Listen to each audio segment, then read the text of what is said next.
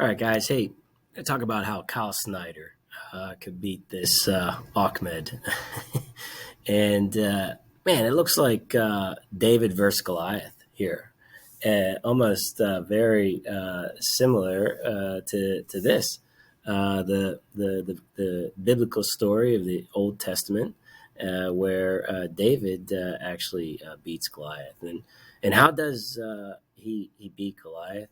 Well, he has a tool. He has a weapon. He has a plan. And Kyle Snyder is going to need a plan, right? He's going to need a tool. He's going to need a weapon.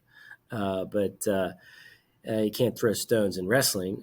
But there are weapons that we can use. And it almost reminds me of this guy right here, Dave Schultz. And look, it's even like a great title here. You have Dave Schultz battles the jacked Russian, and watch this Russian just throw Dave Schultz. He's like a beast. But let's go back to one more David and Goliath, and I think all this will pull together. Where we have, Muhammad Ali fighting George Foreman, and Foreman was heavily favored. He was a monster, and we're going to talk about this being a tool and how we could use this. And if you haven't watched this fight, even though all of my guys are wrestlers, you should watch it. It's an awesome fight, and you should watch every second of it, and I'm going to tell you why. All right, so first things first, let's go back to this match and see some of the issues that Kyle got into while wrestling Akhmed. Right here at the 53-second mark, you can see that Kyle Snyder is going to lower his level and drive up into his hips. And this is where Akhmed is extremely powerful. So this is usually, Kyle Snyder usually scores lots of points from this position, but he goes right up into his hips. Let's talk about another spot where he went up into his hips. This is at 312. We get an underhook and then get up into a high single right here. But we're up into his power, right? And Akhmed, being Goliath, just hips into him. And then right here at 354, you're going to see that we're in great position, really. And he drives up in to his power, and the match is over. So what can Kyle Snyder do from this position right here? In my opinion, I think he should do something that Retherford's doing, so we can learn from another world champion on the United States team. And let's take a look at what he's doing. So this is Retherford versus Sorensen, and I show all my guys this. It's an awesome match. You should watch it if you haven't. But he's going to end up shooting. He shot a head outside shot, just like Kyle Snyder. Sorensen did a great job down blocking with this forearm, getting his leg back. But you're going to see Retherford go right into getting this far ankle and this knee right here. And this is a great video to show and break down the technique, because this is where we need to be, with the left hand on the knee, right hand on the ankle. And I believe if Kyle Snyder got to this position, he would have a lot better chance of scoring on Akhmed than getting up in his hips, because you're taking all of his power away. And you're going to see how Retherford goes around and shelves the leg right here.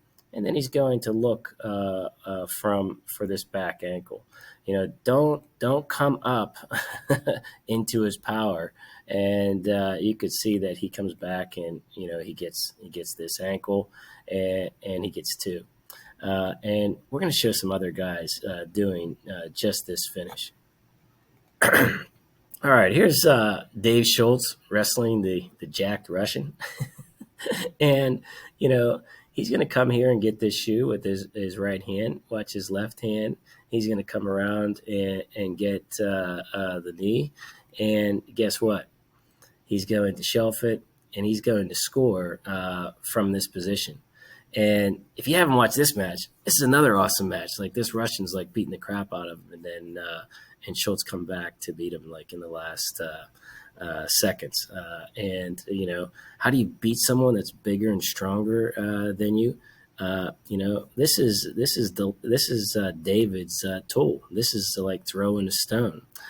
This is how you beat Goliath. So let's show some other guys doing it. Okay, this is Saitiev, and he is awesome. I love him.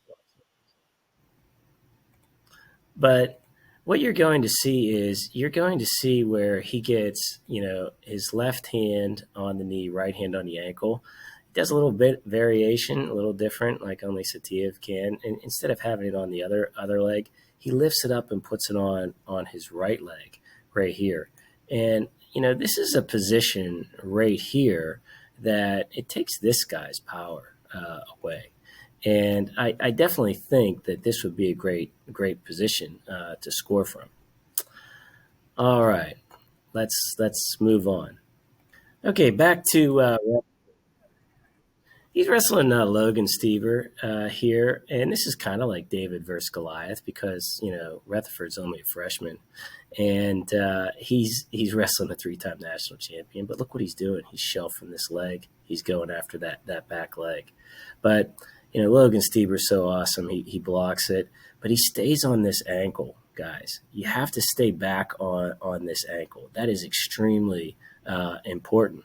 And you'll see how, he went from his left arm. Now he's coming back. He's going to get that ankle, and, then he's going to score from it. And, like, man, if you haven't watched that match, you should. So let's go to Muhammad Ali and see what lessons we can learn from him. All right, this is Muhammad Ali, and one of the lessons that I want to discuss is to have a plan. And man, when a wrestler has a plan to go in and attack and win a match, that's key. Muhammad had a plan that he was going to have Foreman get tired by punching, letting him do the rope-a-dope and punch himself out. But he also did something that wrestlers know that works. And watch this. Look what he's doing. He's pulling his head down.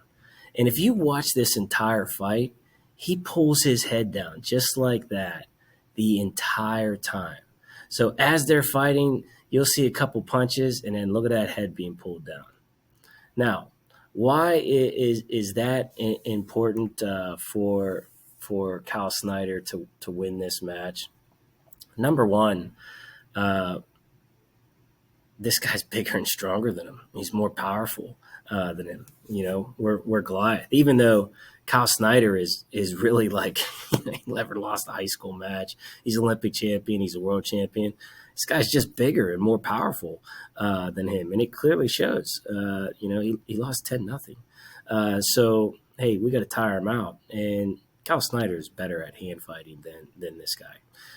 So get on his head, pull his head down, and use the Retherford finish.